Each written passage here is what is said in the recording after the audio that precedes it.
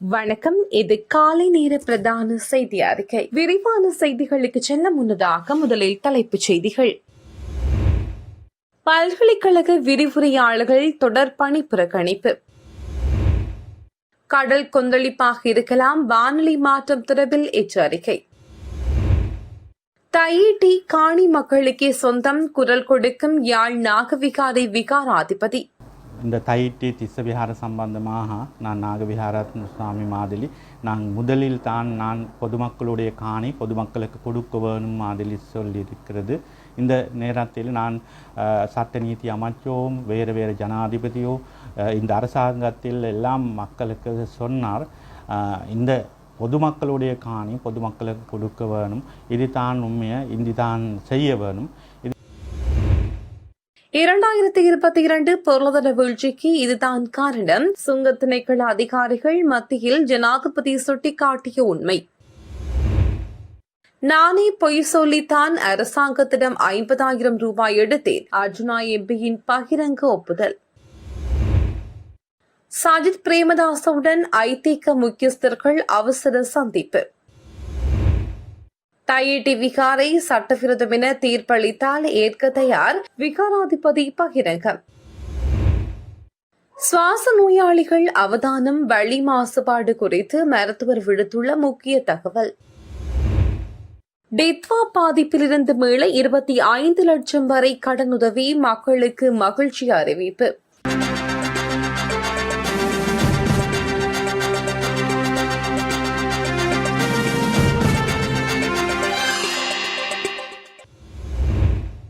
வடக்கு, கிழக்கு, மத்திய, வடமத்திய மற்றும் ஊவா மாகாணங்களிலும் ஹம்பாந்தோட்டை மாவட்டத்திலும் இன்று அவ்வப்போது மழை அல்லது இடியுடன் கூடிய மழை பெய்யக்கூடும் என்று வளிமண்டலவியல் திணைக்களம் எதிர்வு கூறியுள்ளது. மத்திய, ஊவா மாகாணங்களிலும் மட்டக்களப்பு, அம்பாறை, ஹம்பாந்தோட்டை மாவட்டங்களிலும் சில இடங்களில் 75 மில்லிமீட்டர் ஓரளவு பலத்த மழை பெய்யக்கூடும். பிற்பகல் 2 மணிக்கு பின்னர் ஏனைய இடங்களில் மழை அல்லது இடியுடன் கூடிய மழை பெய்யக்கூடும் என்று எதிர்பார்க்கப்படுகிறது. இடியுடன் கூடிய மழை பெய்யும் போது தற்காலிகமாக பலத்த காற்று வீசும். அவ்வாறான சந்தர்ப்பங்களில் மிகுந்த கவனத்துடன் இருக்கும்படி பொதுமக்களுக்கு அறிவுறுத்தப்பட்டுள்ளது. மேலும் காங்கேசன்துறையில் இருந்து திருகோணமலை வழியாக ஹம்பாந்தோட்டை பகுதிகளில் பல இடங்களில் மழை பெய்யக்கூடும். வடக்கு, வடமத்திய பகுதிகளில் பலத்த காற்று வீசும் எனவும் தெரிவிக்கப்படுகிறது. பொருளாதார நிலைப்பேற்று தன்மையை நாட்டின் அண்மையில் ஏற்பட்ட அனர்த்த நிலைமையை எதிர்கொள்வதற்கு பலமாக அமைந்தது என ஜனாதிபதி அனுரகுமார் திசாநாயக்க தெரிவித்துள்ளார். அத்துடன் 2025ஆம் ஆண்டு எதிர்பார்த்த வருமான இலக்கை அடைந்து நாட்டில் பொருளாதார நிலைப்பேற்று தன்மையை உருவாக்குவதற்கு தற்போது அரசாங்கத்தால் முடிந்துள்ளதாகவும் அவர் குறிப்பிட்டார்.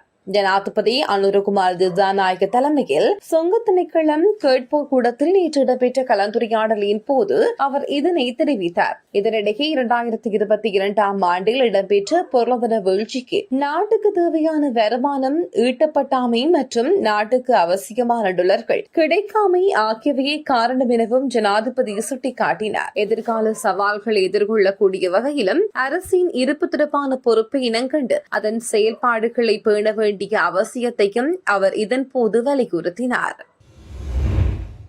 நாட்டின் அனைத்து அரசு பல்கலைக்கழகங்களின் விரிவுரையாளர்களும் நேற்று காலை முதல் பணி புறக்கணிப்பை ஆரம்பித்துள்ளார்கள். முன்மொழியப்பட்டுள்ள பல்கலைக்கழக சட்டமூலத்தை சமர்ப்பிப்பதற்கு முன்னதாக பல்கலைக்கழகங்களுக்கு புதிய பீடாதிபதிகள் மற்றும் துறை தலைவர்களை நியமிப்பதை தற்காலிகமாக நிறுத்துவதற்கு பல்கலைக்கழக மானியங்களின் ஆணைக்குழு தீர்மானித்துள்ளது. இந்த தீர்மானத்திற்கு எதிர்ப்பு தெரிவித்து இந்த பணி புறக்கணிப்பு முன்னெடுக்கப்படுவதாக பல்கலைக்கழக விரிவுரையாளர்களின் சங்கங்களின் சம்பளத்தின் செயலாளர் சிரேஷ்ட விரிவுரையாளர் சாருத்த இலங்கசிங்க தெரிவித்துள்ளார். இதேவேளை புதிய கல்வி சீரமைப்புகளை நடைமுறைப்படுத்துவதாக கூறிக்கொண்டு அரசாங்கம் மாற்று பாலினத்தை ஊக்குவிக்க முயற்சிப்பதாக கல்வி தொழில் வல்லுநர்களின் சங்கத்தின் தலைவர் உலப்பனை சுமங்கலத்தீரர் குற்றம் சாட்டியுள்ளார்.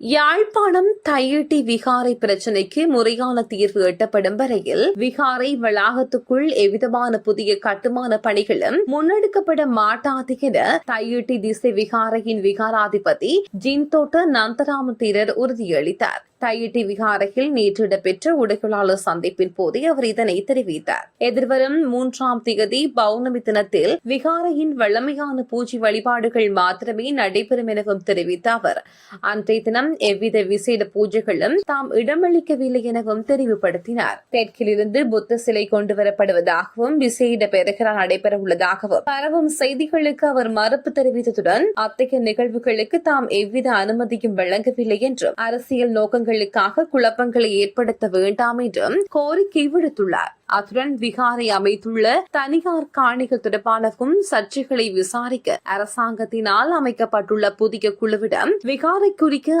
ஆவணங்கள் கையளிக்கப்பட்டுள்ளதாகவும் அவர் குறிப்பிட்டார்.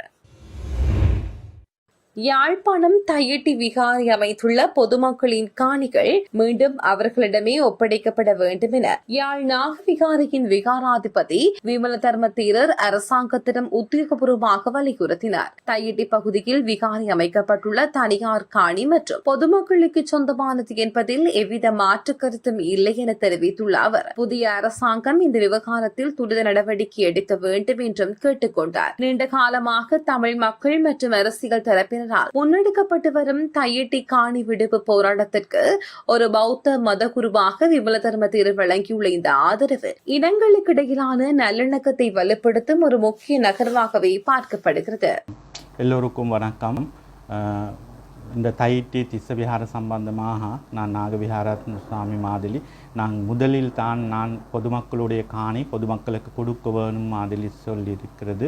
இந்த நேரத்தில் நான் சட்ட நீதி அமைச்சோம் வேறு ஜனாதிபதியோ இந்த அரசாங்கத்தில் எல்லாம் மக்களுக்கு சொன்னார், இந்த பொதுமக்களுடைய காணி பொதுமக்களுக்கு கொடுக்க வேணும், இது தான் உண்மையை இது தான் செய்ய வேணும். இதில் நான் சரியான சிங்கள மக்களுக்கும் தமிழ் மக்களுக்கு சொல்லுவேன், இந்த குலப்படி மாதிரி இது பொலிட்டிக் மாதிரி போக வேண்டாம். இது நாங்களுடைய இந்த மக்களுடைய உரிமை மக்களுடைய காணி மக்களுக்கு கொடுத்து இது பௌத்த விஹாரில் சொந்த காணி பௌத்த விஹாரில் நடக்கும் மாதிரி நடக்க வேணும். இது எல்லா மக்களுக்கு வேறு பிரச்சனை இருக்கிறது. இது பிரச்சனை நாங்கள் அரசாங்கத்திலும் நாங்களுடைய ஒற்றுமையாக இது சொந்த ஐடி சொந்தமான காணி நாங்கள் பொதுமக்களுக்கு கொடுக்க மாதிரி தான் நான் முதலில் சொன்னது. இந்த மாதிரி செய்ய வேணும் தான் நாங்களுடைய பிரார்த்தனை. எல்லோருக்கும் மூர்த்திகளின் சரணம். විශේෂයෙන් යාපනයේ උතුරු ප්‍රදේශයේ මේ තයිටි තිස්ස විහාරයේ සම්බන්ධව අපි මුලින්ම සඳහන් කළ මම තමයි අධිකරණ ඇමතිතුමා හා සියලු ජනතාව ජනාධිපතිතුමා දැනුවත් කරලා මේක පොදු ජනතාවගේ ඉඩම් පොදු ජනතාවට ලබා දෙන්න ඕන කියන ඉල්ලීම සිද්ධ කරේ. ඒ අවස්ථාවේදීත් මම පැහැදිලි කරා ජනතාවගේ යම් අයිතිවාසිකමක් තියෙනවා නම් ඒ අයිතිවාසිකම් නිරෝල් කරගන්නට ඕන. මොකද 1992 දී අධිආරක්ෂක කලාප හැටියට ඔය පලාලි ප්‍රදේශයේ තයිටි ප්‍රදේශයේ තිබුච්ච සියලුම ජනතාව අයින් කරා අධිආරක්ෂක කලාප හැටියට. ඉතින් ඒ අයින් කරපු නිසාවෙන් සියලු ජනතාවට ඒ ඉඩම් වලින් බැහැරට යන්න වුණා. ඉතින් ඒ ඉඩම් රජයේ යුද හමුදාව යටතේ තමයි පැවතුනේ අවුරුදු ගණනාවක් අවුරුදු 30ක් විතර. ඉතින් මේ නිවැරදි කරගන්න ඕන කාරණාව තමයි ඒ අධිආරක්ෂක කලාප හැටියට අපි ගොඩක් ඉඩම් නිදහස් කරා. නමුත් මේ විහාරයට අයිති කියලා තියාගෙන හිටියේ හිර කරගෙන හිටියේ ඉඩම ඇත්තටම මේ සාමාන්‍ය ජනතාවගේ ඉඩම් බහුතරයක් තියෙන්නේ. ඉතින් ඒ ජනතාවගේ අයිතිය වෙනුවෙන් ඒ ඉඩම් නිදහස් කරලා මේ රටේ මං හිතනවා මේක මහා විශාල දැවැන්ත ප්‍රශ්නයක් බවට පත් වෙනවා. 80 ගණන් වලත් 50 ගණන් වලත් මේ යාපනයේ ප්‍රදේශයේ මේ වගේ චූටි ප්‍රශ්න තමයි දැවැන්ත ප්‍රශ්න බවට පත් වෙලා යුද කලකෝලාහල බවට පත් උනේ. අපේ සියලු දකුණේ ජනතාවත් උතුරේ ජනතාවත් තේරුම් ගන්නට ඕන මේ පොඩි ප්‍රශ්න දුරදිග නොයවා ඉක්මනින් මේකට කඩිනම් විසඳුමක් ලබා දීලා සාමාන්‍ය ජනතාවගේ අයිතිය තහවුරු කරන්න කියන එක තමයි සියලු ජනතාවගෙන් ඉල්ලා සිටින්නේ. ඒ නිසා අපි බුද්ධිමත් විදියට කටයුතු කරන්නට ඕන. සාමාන්‍ය ජනතාවගේ හරි දේ අපි කවදාවත් බෞද්ධ භික්ෂුන් වහන්සේලාගේ හැටියට අනවසරයෙන් අනවශ්‍ය දේවල් අපි අයිතිවාසිකම් කරගෙන අයිති කරගෙන එහෙම නැත්නම් බලෙන් තියාගෙන ඉන්න පිරිසක් නෙවෙයි. බුදුහාමුදුරුවෝ දේශනා කළ තියෙන අත්හරීම නිසා ඒ සියල්ල අත්හැරලා ජනතාවගේ ඉඩම් ජනතාවට ලබා දීලා අපි මේ අයිතීන් තහවුරු කරමු. ඒ අය ජනතාවටත් ඒ අයිතිවාසිකම් ලබා දෙමු කියන කාරුණිකව ඉල්ලීම සිද්ධ කරමින් හැම දිනාටම තෙරුවන් සරණ ප්‍රාර්ථනා. எதிர்க்கட்சித் தலைவர் சஜித் பிரேமதாச மற்றும் முக்கிய தேசிய கட்சியின் முக்கியஸ்தர்களுக்கிடையே விசேட கலந்துரையாடல் ஒன்று இடம்பெற்றது. இந்த சந்திப்பில் ஐக்கிய தேசிய கட்சியின் சிரேஷ்ட உறுப்பினர்களான ரூபன் விஜயரத்ன, அகில விராஜ் காரியவசம் மற்றும் நவீன திசாநாயக்க உள்ளிட்டோர் கலந்து கொண்டனர். தாய்நாடு தற்போது எதிர்நோக்கியுள்ள சவால்களை முறியடிப்பதற்கு தேசிய இலக்குகளை வினைத்திறனான முறையில் அடைந்து கொள்வதற்குமான புதிய கொள்கை திட்டங்களை வகுப்பது தொடர்பாக இதன்போது கலந்துரையாடப்பட்டதாக சஜித் பிரேமதாச தனது எக்ஸ் தளத்தில் குறிப்பிட்டார். இயற்கை அனர்த்த இழப்பீடுகளை பெற்றுக் கொள்வதற்காக பொய்யான காரணங்களை கூறி அரசாங்கத்திடம் பணம் பெற்றதாக நாடாளுமன்ற உறுப்பினர் ராமநாதன் அர்ஜுனா பகிரங்கமாக தெரிவித்தார். காரைநகர் பிரதேச அபிவிருத்தி ஒருங்கிணைப்பு குழு கூட்டம் நேற்று அதன் தலைவர் ஸ்ரீ பவனானந்த ராஜா தலைமையில் இடம்பெற்றது.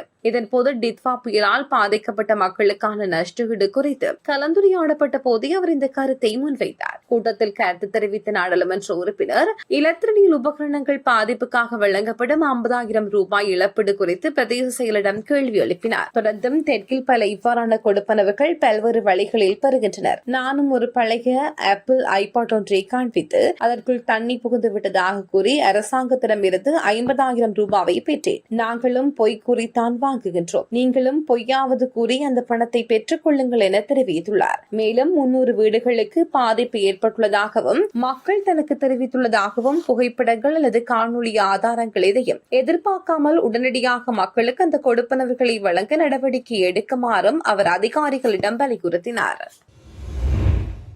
நாட்டின் சில பகுதிகளில் வழித்தர சுட்டி இன்றும் நாளையும் ஆரோக்கியமற்ற நிலையில் இருக்கும் என தேசிய கட்டட ஆராய்ச்சி நிறுவனம் தெரிவித்துள்ளது. இந்தியாவில் நிலவும் வளி மாசுபாடு இதற்கு காரணம் எனவும் தெரிவிக்கப்பட்டுள்ளது. இந்த நிலையில் வடக்கு மற்றும் வடமத்திய மாகாணங்களில் வழித்தர சுட்டி 100 முதல் 150 புள்ளியாக பதிவாகியுள்ளது. இதன் காரணமாக சுவாச நோயாளர்கள், சிறுவர்கள், வயோதிபர்கள் மற்றும் கர்ப்பிணி தாய்மார்கள் அவதானமாக செயற்பட வேண்டும் எனவும் சுகாதார தரப்பினர் வலியுறுத்தினர். நாட்டின் சுகாதார தேவைகளை பூர்த்தி செய்வதற்கு 2026ஆம் ஆண்டில் தேவையான அத்தியாவசிய மருந்துகள் மற்றும் ஏனைய மருத்துவ பொருட்களை கொள்வனவு செய்யும் திட்டத்திற்கு அமைச்சரவை தனது அங்கீகாரத்தை வழங்கியுள்ளது. உள்நாட்டு உற்பத்தியாளர்களிடம் இருந்து மருந்துகளை கொள்வனவு செய்வதற்காக விருப்பக்கூறல்கள் மற்றும் முன்மொழிவுகளை கோருவதற்கு 2025 ஜூலை 21 அன்று நடைபெற்ற அமைச்சரவை கூட்டத்தில் முதலில் அனுமதி வழங்கப்பட்டது. இந்த அழைப்பிற்கு இணங்க 48 நிறுவனங்கள் தமது விண்ணப்பத்தை சமர்ப்பித்தனர். உயர்மட்ட நிலையான கொள்முதல் குழுவின் பரிந்துரைகளின் அடிப்படையில் அரசு மருந்தாக்கல் கூட்டுத்தாபனம் மற்றும் தேர்ந்தெடுக்கப்பட்ட உள்நாட்டு உற்பத்தியாளர்களிடமிருந்து மருந்துகளை கொள்வனவு செய்யும் ஒப்பந்தங்களை வழங்குவதற்கு அமைச்சரவை அனுமதி அளித்துள்ளது. டிட்வா சூறாவளியால் பாதிக்கப்பட்ட தொழில் முனைவோருக்கு வழங்கப்படும் நிதி நிவாரணத்தை அதிகரிப்பதற்கு அமைச்சரவை அனுமதி வழங்கியுள்ளது. நடுத்தர மற்றும் பாரிய அளவிலான வர்த்தக உரிமையாளர்களை ஊக்குவிக்கும் வகையில் இந்த திட்டம் விரிவுபடுத்தப்பட்டுள்ளது. இதன்படி தகுதியுள்ள வர்த்தக உரிமையாளர்கள் ரூபாய் 2.5 பில்லியன் வரை கடன் பெற விண்ணப்பிக்கலாம். இந்த கடனுக்காக மாதாந்த வட்டி வீதம் வெறும் 3% மட்டுமே. அத்துடன் கடன் பெற்ற பிறகு முதல் 6 மாதங்களுக்கு தவணை செலுத்த வேண்டிய அவசியமில்லை எனவும் தெரிவிக்கப்படுகிறது. மேலும் 6 மாத சலுகை காலத்தை தொடர்ந்து எஞ்சிய 3 ஆண்டுகளுக்குள் கடனை முழுமையாக திருப்பிச் செலுத்த வேண்டும் என்றும் குறிப்பிடப்பட்டுள்ளது. காலி மாநகர சபையின் இன்று இடம்பெற்ற விசேட பொதுச்சபை கூட்டத்தில் சபையின் செயலாளர் உள்ளிட்ட அதிகாரிகளுக்கு எதிராக எதிர்க்கட்சி உறுப்பினர்கள் எதிர்ப்பு தெரிவித்தமையால் சபையில் அமைதியற்ற சூழல் உருவாகியது. மாநகர மேயர் சபை தொடங்கியவுடன் சபையின் செயலாளர் உள்ளிட்ட அதிகாரிகளுக்கு எதிராக எதிர்க்கட்சி உறுப்பினர்கள் எதிர்ப்பு தெரிவித்தமையினால் சபையில் அமைதியற்ற சூழல் உருவானது. இதன்போது திருடன் எமது வாக்குகளை கொள்ளையடித்தான் என எதிர்க்கட்சி உறுப்பினர்கள் அனைவரும் ஒருமித்த குரலில் கோஷமிட்டனர். மேயர் நிகழ்ச்சி நிலைக்கு அமைய சபையின் நடவடிக்கைகளை முன்னெடுத்துச் சென்றார். எனினும் அதன் பின்னர் குழுநிலை அமர்வு அறிவிக்கப்பட்டவுடன் கூட்டு எதிர்க்கட்சி உறுப்பினர்கள் சிலர் தண்ணீர் போத்தல்களை கொண்டு தாக்குதல் நடத்தினர். இந்த நிலைமை மேலும் மோசமடைந்ததை அடுத்து சபையை அரை மணி நேரத்திற்கு ஒத்திவைக்க மேயர் சபையில் இருந்து வெளியேறினார். இதுபோன்ற செய்திகளை தெரிந்து கொள்ள யாழ் டிவி நியூஸ் சேனலை சப்ஸ்கிரைப் செய்து அருகே இருக்கிற பெல் பட்டனையும் கிளிக் செய்து கொள்ளுங்க. மேலும் இதுபோன்ற செய்திகளை உடனுக்குடன் தெரிந்து கொள்ள யாழ்தேவி.com எனும் இணையதளத்தின் வாயிலாக எங்களோடு இணைத்துக் கொள்ளுங்கள்.